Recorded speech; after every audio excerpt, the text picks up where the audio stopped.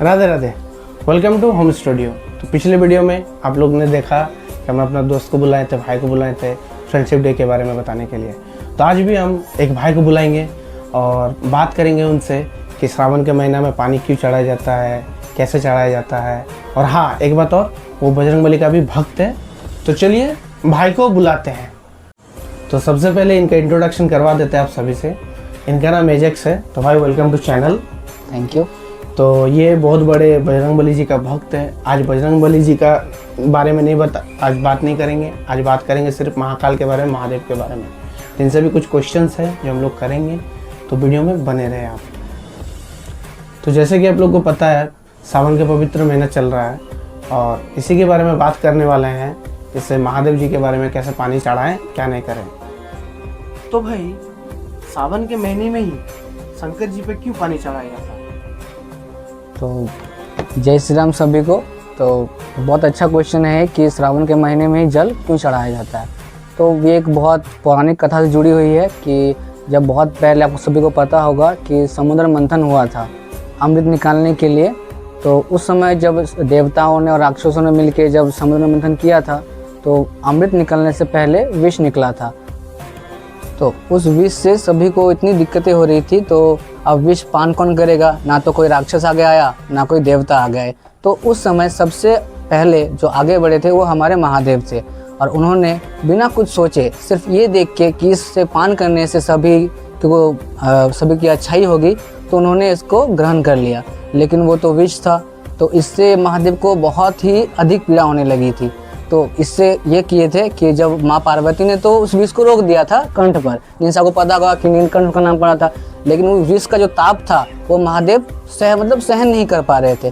तब ये देखते हुए सभी देवताओं ने, सभी राक्षसों ने मिलकर महादेव के शीर्ष पर जल अर्पण किया। इतना जल अर्पण किया ताकि उनका जो तप था, जो विष का तप था, वो कम सके। और तभी से ऐसा कहा जाता है कि अगर श्रावण के महीने में हम जल चढ़ाते हैं तो भगवान शिव की विशेष कृपा हमें प्राप्त होती है। तब ऐसा नहीं है कि सिर्फ श्रावण के महीने में हमें तो हर सोमवार को जल चढ़ाना चाहिए। ये सब बहुत अच्छी एक हैबिट है। लेकिन एक सभी भगवान का एक दिन होता है। इस जैसे जन्माष्टमी होती है, आपको पता है आने वाली है जन्माष्टमी। तो वैसे ये भगवान शिव का दिन है। श्रावण महीना, श्रावण का पूरा महीना चलता है। इसमें अगर हम श्रावण महीने में जल चढ़ाते हैं तो विशेष भगवान की कृपा बनी रहती है, ऐसा कहा जाता है। इसलिए हम जल चढ़ाते हैं। तो भाई ने बहुत ही अच्छा जवाब दिया, आंसर किया सभी चीज़ को लेकर, इतना डिटेलिंग में गया।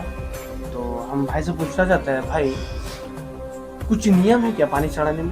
कैसे महादेव को पानी चढ़ाए जो हमको श्रद्धा और ये बढ़े, मेरा महादेव की कृपा बने रहे, तो कैसे पानी चढ़ाया जाता है? ये क्वेश्चन बहुत ज़रूरी भी है कि पानी कैसे चढ़ाते हैं, क्यों चढ़ाते हैं, किस तरह से। पहले मुझे बहुत दिक्कतें आ रही थी। सच कहूँ तो सादा कुछ नहीं है।